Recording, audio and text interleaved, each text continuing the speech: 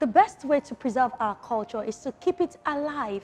It is paramount that we play a key role in promoting and preserving the African culture through the arts. And that's our focal point today on the ArtExpress. Welcome to the show.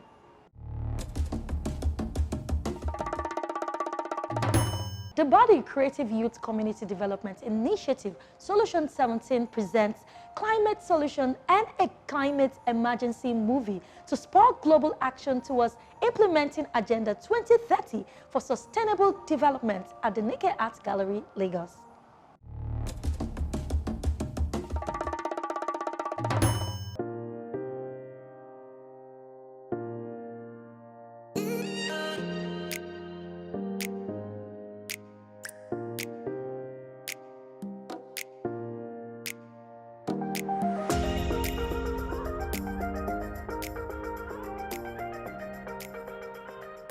The piece we're talking about here is titled "You Ain't Hate Me" to you. So it means that the space is asking us and is telling us that she wants to believe that we don't hate her. And because she has given us everything, the space has given us everything. We live there, we walk there, we do all sort of things there. So there is no point of hating the space, and that is what the space is actually talking about, that we don't really need to hate the space. So I and you, if you ask, we hate the space, and that is why we are trashing on the space. If not, we don't really need to trash anyhow, if we actually love that space. And this is the time that we need to take the action. So the theme of this event is Just Act. So Just Act is what we need right now. Everybody needs to take care of the environment. We need to act right now and not just be imagining. So here we have the recycled work, and we also need to take good care of our environment. I'm here for the launch of Just Act Solution 17 towards the global climate change. Just Act is a call for action for the world to be more responsible. The world is bleeding, and the time for us to act is right now. You know, and for an institution, Selling Bank, which I represent, we're very big in sustainable projects. You know, the whole of our head office is actually now on renewable energy, and we're using art to change the face of the country, of the nation. You know, planting of trees, being responsible with all of our actions, and that is why we are so passionate, and we're willing to partner with Solution 17 for the Just Act project.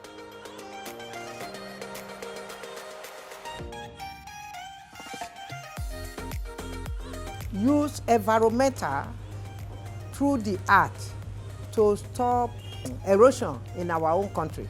You can see all the trash lying around our own country, Nigeria. So we use that to turn into wealth.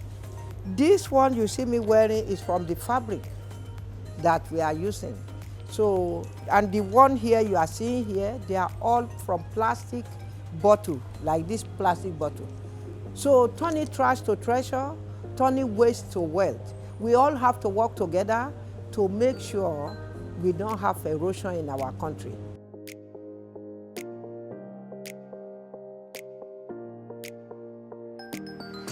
It's actually a pleasure to have been part of today's event, and I think it's very timely. As was said earlier by one of the speakers, the earth is crying and the earth is also pregnant. But then the question is, pregnant with what? All kinds of things we've thrown at it. And when you have that kind of pregnancy, then the earth is going to birth all kinds of problems. And I think that's what we see with respect to the polar ice that is melting away, and all of the environmental issues we have, flooding, erosion, and rising temperature and all of that.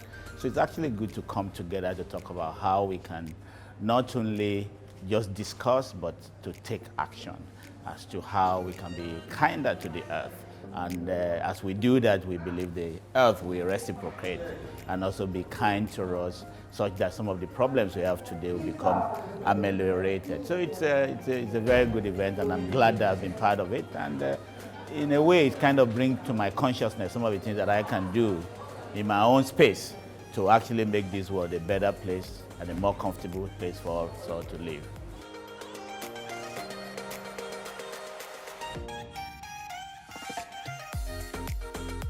I made this. This is a pendant light, as you can see. So this is a pendant light made with cartons, and this is a bulb underneath. So normally I would like throw things away, but now I just, pick them up and turn them into like treasures. That's why you have this, and LG partner with us to like create something, and you have a pendant light. So I want you guys to always, keep your debts instead of throwing it away. When you have cartons, think about something like create art. If you have bottles, you can make pendant lights. There are a lot of things you can do with what we throw away. So we have to be friendly with our environment.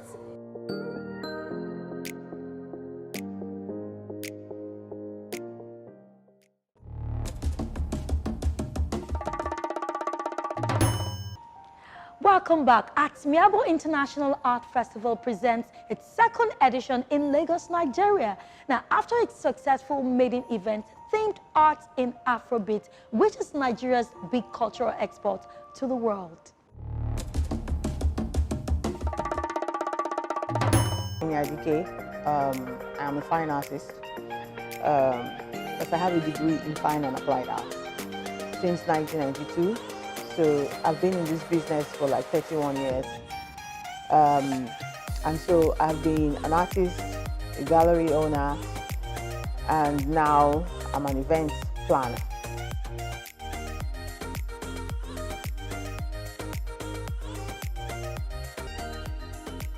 I live in Johannesburg, South Africa, with my husband and children.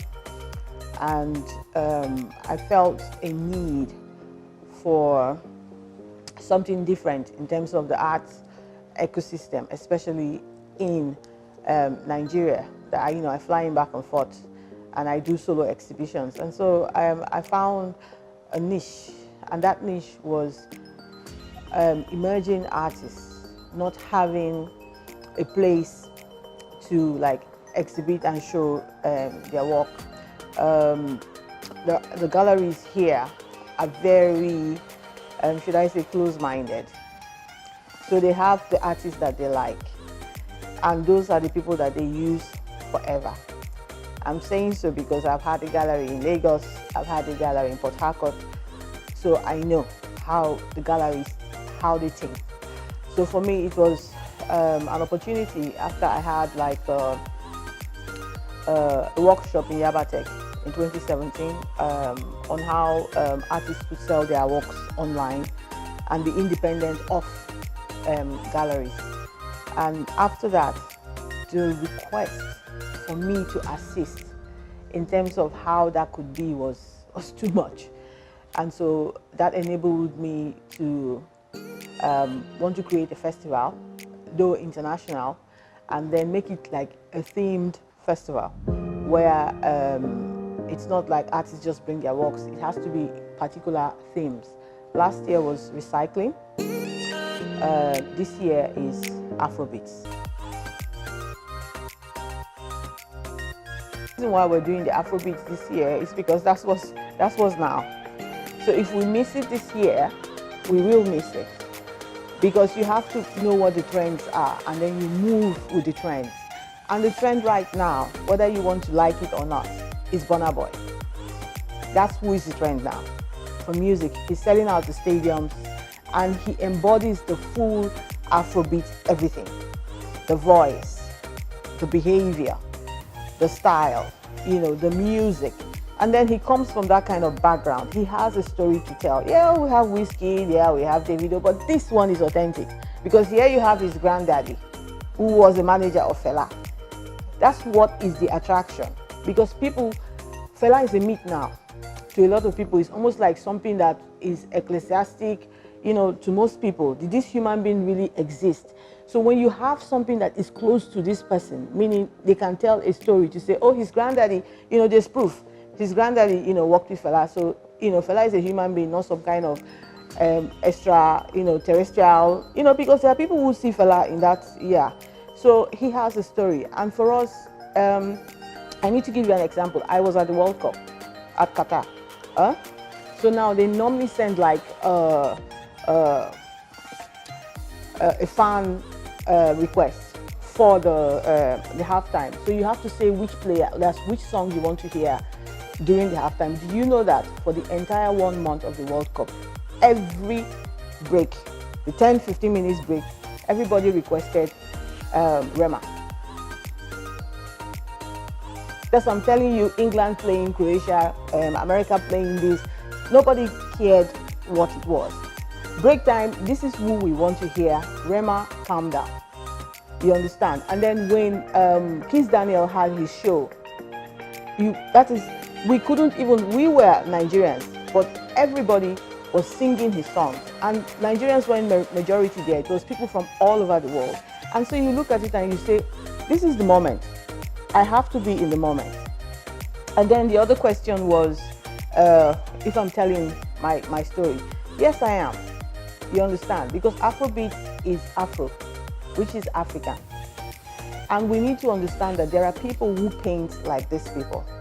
And then people say, okay, so what is their painting about? Okay, Afrobeat is streets. It was picked from the streets.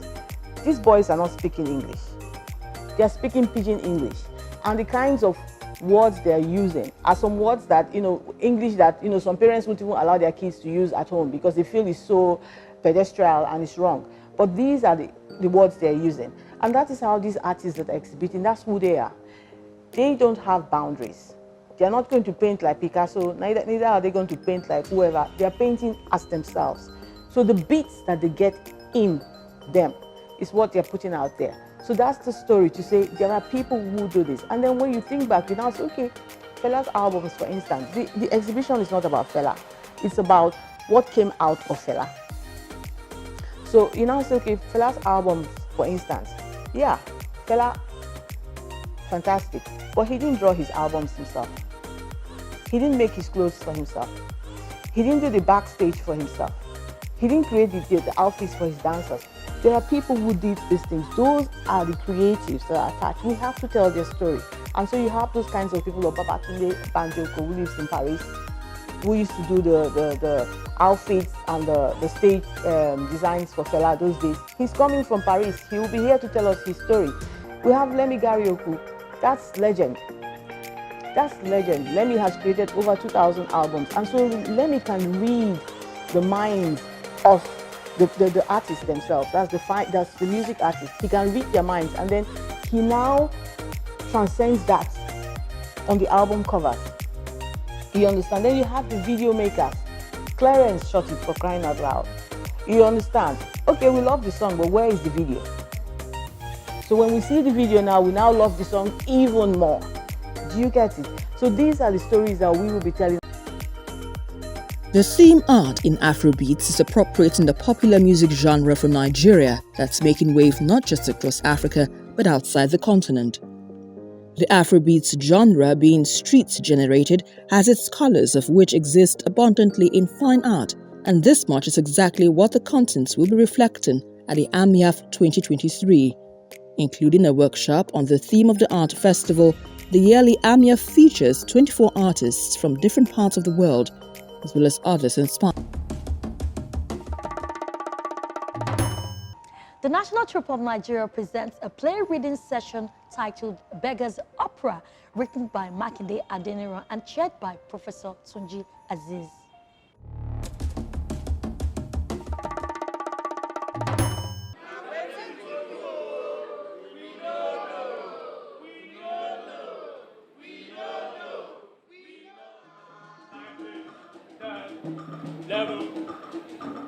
Now where till we go do oh, we don't know. I said now where till we go do, we don't know. Ah, we must find them. With waiting. launch a gun. Come on, anything when you got to fight them. We go. Taku, taku. Yeah, now we did not yo. Taku, taku. Bring back the culture of reading play texts. Because without the text, we couldn't have good actors and then put them on stage. So the need for us to encourage playwrights in Nigeria, brings about this feeling of us looking at some plays that have already been written by some playwrights. And some of them are published, some are not published. But for this one, it's been published. That's Beggars Opera by Makinde. It was published, but it has not been taken to stage. Can you imagine it? Can you imagine it? Succinctly, they abused our rights as beggars and blatantly turned our rights into wrong. No identification between the north and the earth anymore. Anything goes. Listen, everybody, please, listen. Please, we should offer them their usual dosage. No, brother, no! Oh, come, move. At least not for today. The time is too short to form a formidable plan. We need enough time so that we can prop up enough charges against them. Yes. Mister, are you no longer part of them? Are you blind or deaf? I am officer. You are what? You are what? I am officer, like many other. Hey, Tim! You are what? Blind or deaf? Do I look like deaf and dumb to you? Ask me that question one more time. Do whatever you want to do with me. I have no time to give anybody here. Really? Yes. Oh, bro! Yes, sir! Deal with him till something comes out of his body. I want to commend the director of the National Theatre and National Troupe, Ahmed, for reviving this tradition of play reading. I think this is very, very commendable. The last time something of this nature happened, that we had any reading here, was about 6 years or 7 years ago. So that this tradition is coming back now is truly commendable.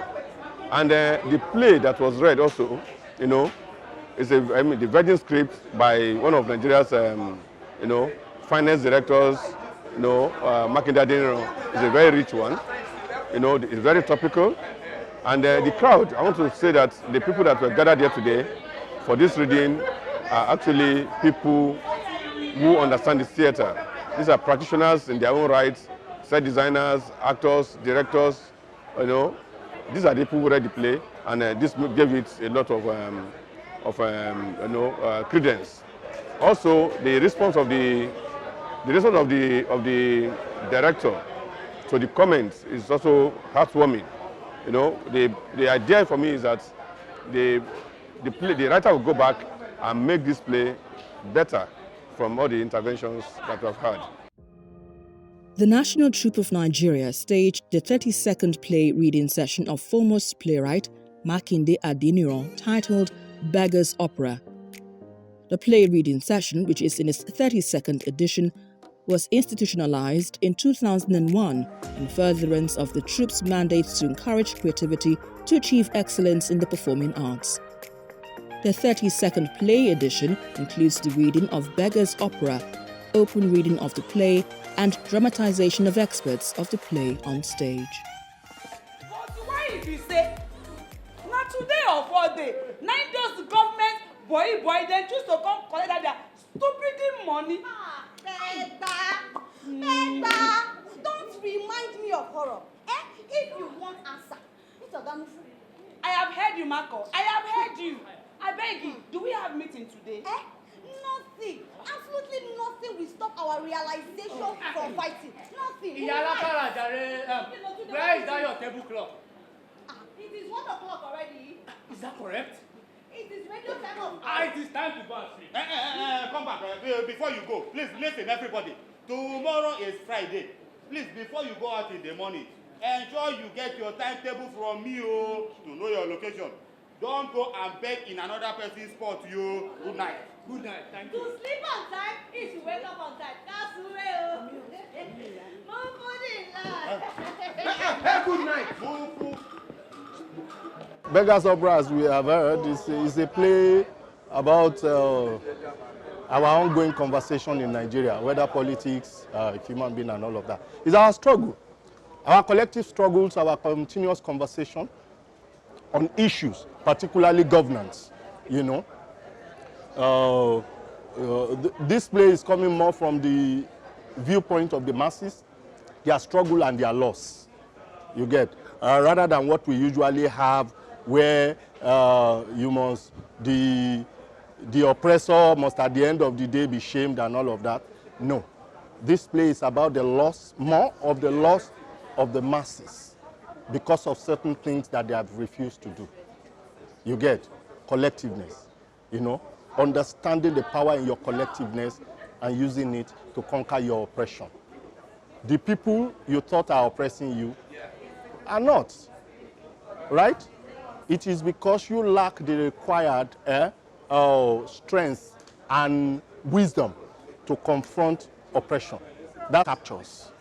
It's not a direct, a linear kind of play, linear plot. No, it is about conversation. You know, cut and sew conversations here and there. You know, and it's been going on before now, and I suspect it will continue forever.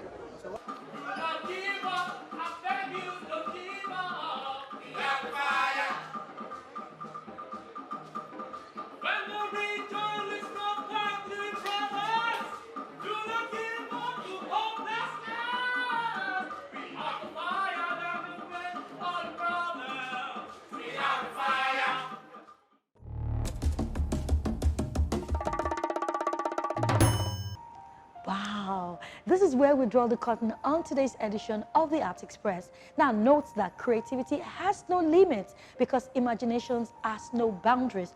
Put your mind to work and I'll see you again same time next week. Bye-bye.